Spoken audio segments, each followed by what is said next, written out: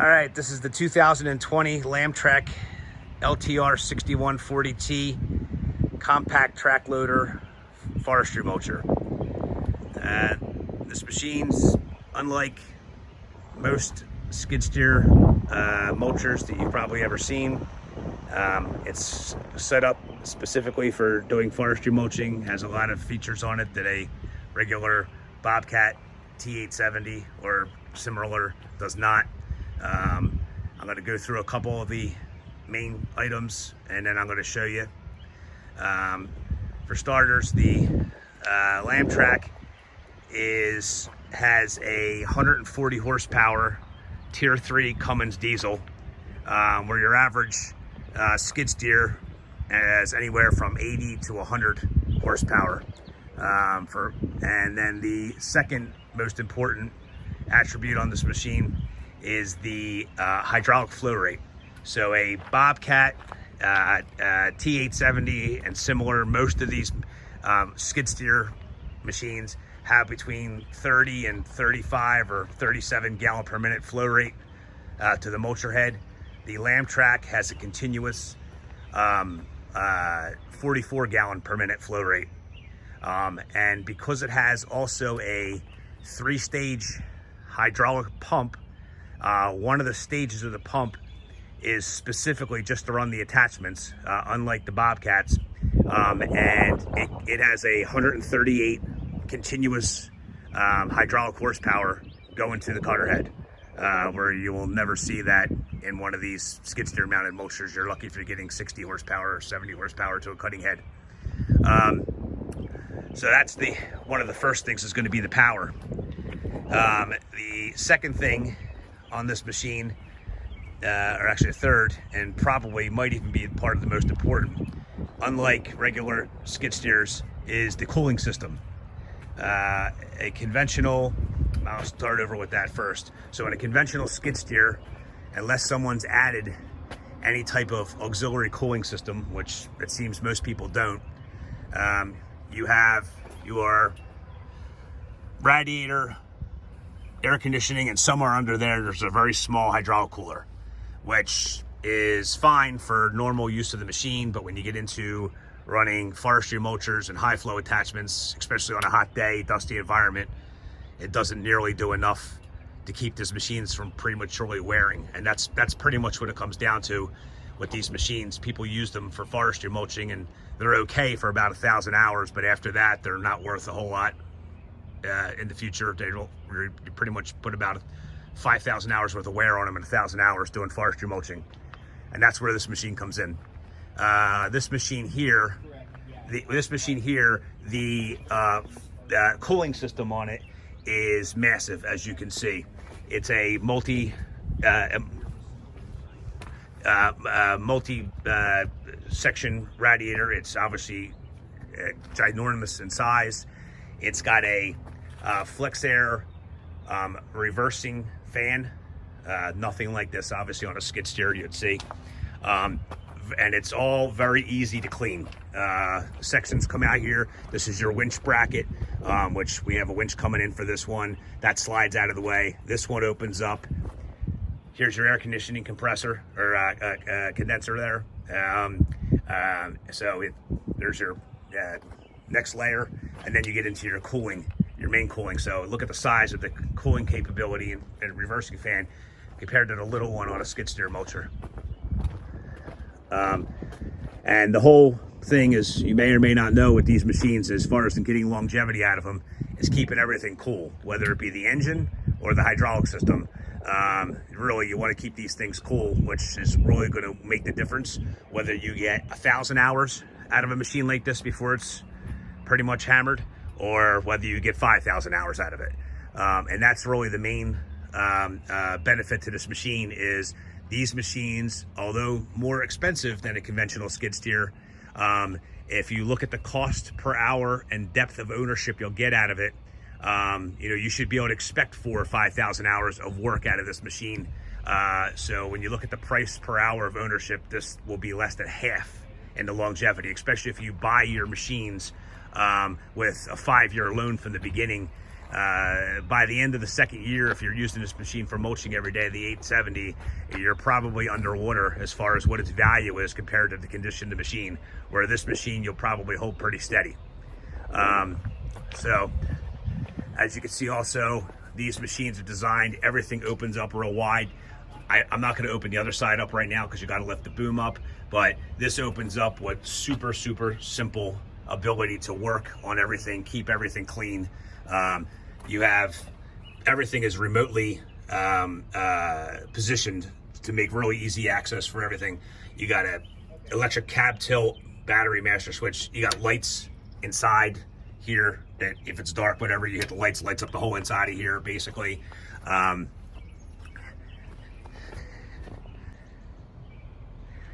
All right, so coming around the other side of it here, all of your hydraulic valves and manifolds, all very easy to get to. These are your secondary. If your electronics go out inside the cab, this is your manual bypass. So you can run every feature on this, even if your electronics were to go out for one reason or another. They give you an extra handle and you can move everything without the electronics. So it's like a backup system if you were to get in a jam. And speaking of backups, it's got the electric cab tilt. If for some reason you lost your electric, you got a manual jack there to jack the cab up, which I'm gonna push the cab up real quick and show you how nicely everything's spaced out underneath.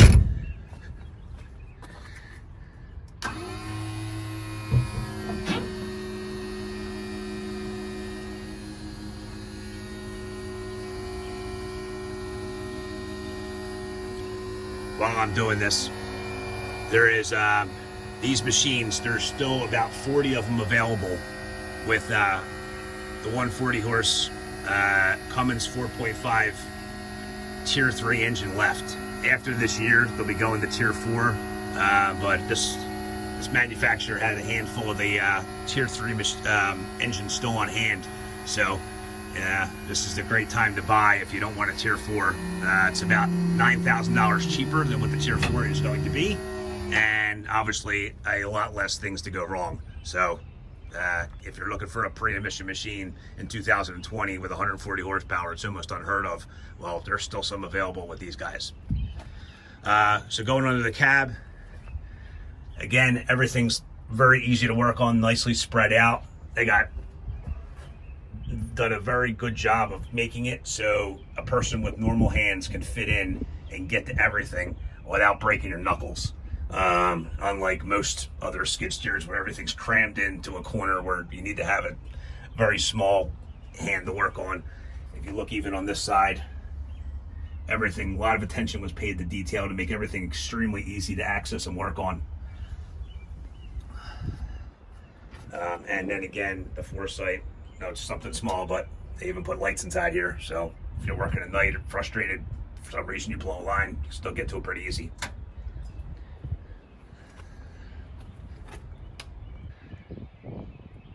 All right, the next thing I want to discuss is the drives on this machine, the final drives. So actually, let's back up to the pumps. So this has a 3-stage pump. The left side, or one stage does the left side, one stage does the right side, then the other stage does the attachments. And the pump on this they are 3 78cc pumps all staggered together. So if you go do a comparison with a skid steer, which are 49cc pumps, so these pumps are, each section's about double the size of a conventional skid steer as far as pumps. Therefore, it's obviously puts out the higher flow rate. It runs at 5,400 PSI in this machine, and it's going to be a lot less laborious on the pumps to be able to keep up with the demand. Then the other thing they did with this was put final drives in that are about 1.5 the size of conventional skid steers in it. So these can handle the hard pushing back and forth without having to worry about blowing them out of 3,000 hours. Their engineers spent, really their goal in this was to make sure that you could get 5,000 hours out of these machines without having to really get into any kind of expensive repairs. All right, going to the inside. So again, unlike a conventional skid steer, this cab is a 1-unit cab. So there's no rattling and such, where with a conventional skid steer, when you lift the cab up, all the joysticks and everything a lot of times will stay with the rest of the machine, and it doesn't really make a tight seal.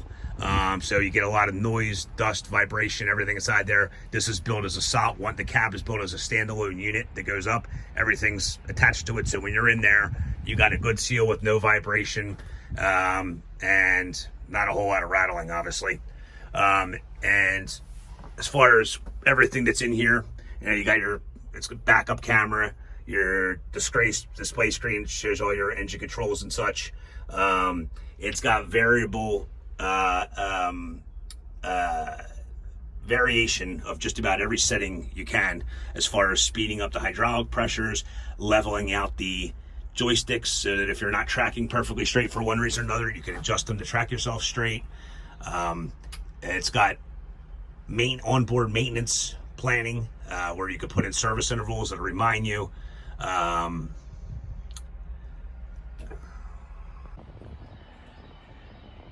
In regards to the coupling system on this machine, it has a standard skid steer attachment plate. Does not have a power coupler on it, just because that's a lot to go wrong with these things when you put them in harm's way. But it's got a standard skid steer attachment plate. When you put the mulcher on this thing, there's actually places not only to clamp it down, but to bolt the mulcher to it itself, so that you don't get a lot of wear in the attachment plate itself. And the beauty of this machine, where you have a lot of the attributes of a true dedicated mulcher, you also have the ability to operate it as a skid steer.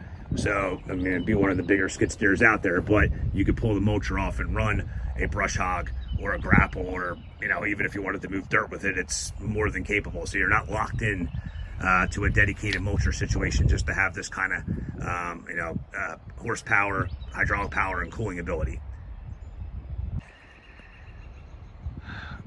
So another one of the big benefits to this machine, comparing to a skid steer, is when you buy them new. So Bobcat or Caterpillar, most of all the manufacturers, they offer you get a 12-month warranty with the machine, which is basically the industry standard, unless you buy some sort of extended warranty. But for the most part, you're 12 months. Now, the emission systems on the machines with the newer emissions, a lot of times they'll give you 3 or 4 years on just the emission systems as part of standard. But this one obviously doesn't have emissions to worry about. But this machine here, the hydraulic system, the machine's got a 12-month warranty, but the hydraulic system on it is 2 years. They're confident enough that they give you 2 years out of the gate on your hydraulic system. There are a couple of minor exceptions as far as wear items is concerned, but for the most part, your drivetrain is 2 years. We're just going to do a start up here and go through some of the functions.